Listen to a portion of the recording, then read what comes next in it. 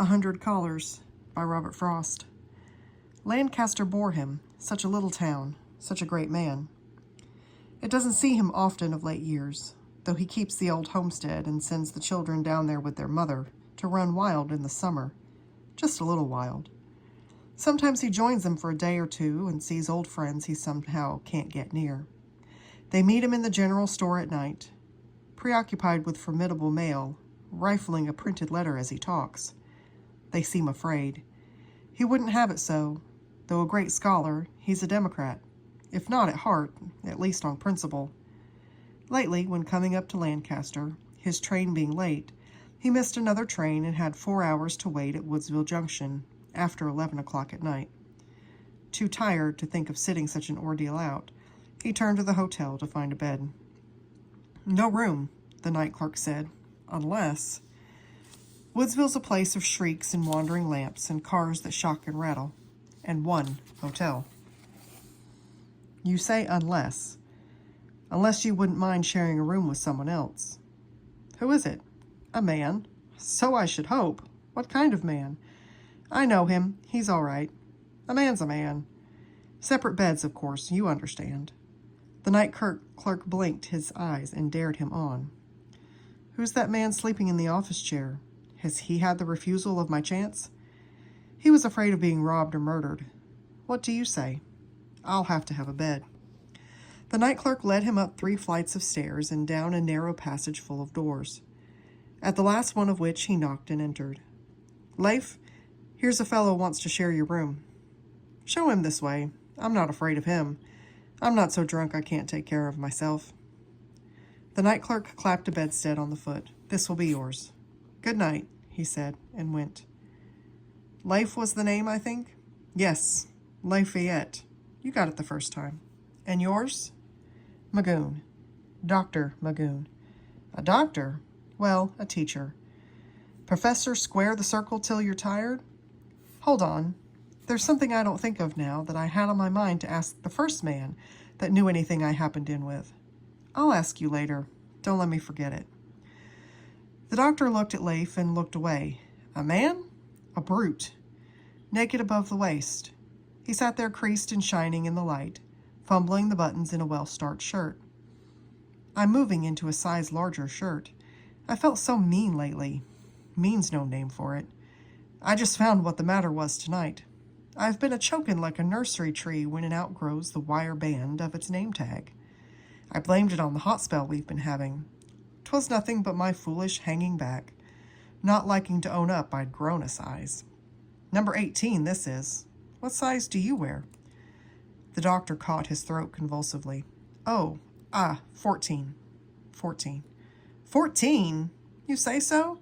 I can remember when I wore 14. And come to think of it, I must have back at home more than 100 collars, size 14. Too bad to waste them all. You ought to have them. They're yours and welcome. Let me send them to you. What makes you stand there on one leg like that? You're not much furtherer than where Kike left you.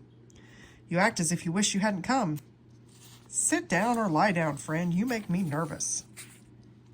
The doctor made a subdued dash for it and propped himself at bay against a pillow. Not that way, with your shoes on Kike's white bed. You can't rest that way. Let me pull your shoes off. Don't touch me, please. I say, don't touch me, please. I'll not be put to bed by you, my man. Just as you say. Have it your own way, then. My man, is it? You talk like a professor. Speaking of who's afraid of who, however, I'm thinking I have more to lose than you if anything should happen to be wrong. Who wants to cut your number 14 throat? Let's have a showdown as an evidence of good faith. There is $90. Come, if you're not afraid. I'm not afraid. There's 5. That's all I carry. I can search you?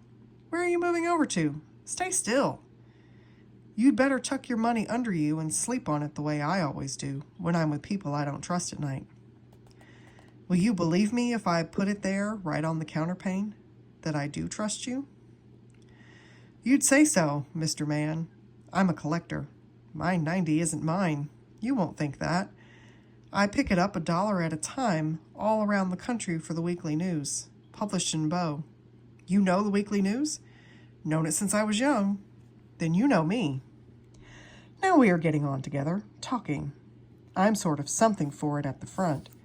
My business is to find what people want. They pay for it, and so they ought to have it. Fairbanks, he says to me, he's editor. Feel out the public sentiment, he says. A good deal comes on me when all is said. The only trouble is we disagree in politics. I'm Vermont Democrat. You know what that is, sort of double-dyed. The news has always been Republican. Fairbanks, he says to me, help us this year. Meaning by us, their ticket. No, I says, I can't and won't. You've been in long enough. It's time you turned around and boosted us. You'll have to pay me more than 10 a week if I'm expected to elect Bill Taft. I doubt if I could do it anyway. You seem to shape the paper's policy. You see, I'm in with everybody. Know 'em all. I almost know their farms as well as they do. You drive around? It must be pleasant work. It's business, but I can't say it's not fun. What I like best is the lay of different farms, coming out on them from a stretch of woods, or over a hill or around a sudden corner. I like to find folks getting out in spring, raking the dooryard, working near the house. Later, they get out further in the fields. Everything's shut sometimes except the barn. The family's all away in some back meadow. There's a hayload a-comin', when it comes, and later still they all get driven in. The fields are stripped to lawn, the garden patches stripped to bare ground, the maple trees to whips and poles. There's nobody about. The chimney, though, keeps up a good brisk smoking, and I lie back and ride. I take the reins only when someone's coming, and the mayor stops when she likes. I tell her when to go. I've spoiled Jemima in more ways than one. She's got so she turns in at every house as if she had some sort of curvature, no matter if I have no errand there. She thinks I'm sociable. I maybe am. It's seldom I get down except for meals, though. Folks entertain me from the kitchen doorstep, all in a family row down to the youngest. One would suppose they might not be as glad to see you as you are to see them. Oh, because I want their dollar? I don't want anything they've not got. I've never done. I'm there, and they can pay me if they like. I go nowhere on purpose. I happen by. Sorry there is no cup to give you a drink. I drink out of the bottle. Not your style. Mayn't I offer you? No, thank you. Just as you say. Here's looking at you, then. And now I'm leaving you a little while. You'll rest easier when I'm gone, perhaps. Lie down. Let yourself go and get some sleep. But first, let's see. What was I going to ask you? Those callers. Who shall I address them to? Suppose you aren't awake when I come back? Really, friend, I can't let you. You may need them. Not till I shrink, when they'll be out of style. But really, I have so many callers. I don't know who I would rather have them. They're only turning yellow where they are. But you're the doctor, as the saying is. I'll put the light out. Don't you wait for me. I've just begun the night. You get some sleep. I'll knock so fashion and peep round the door when I come back, so you'll know who it is. There's nothing I'm afraid of like scared people. I don't want you should shoot me in the head. What am I doing now? Carrying off this bottle? There now. You get some sleep. He shut the door. The doctor slid a little down the pillow.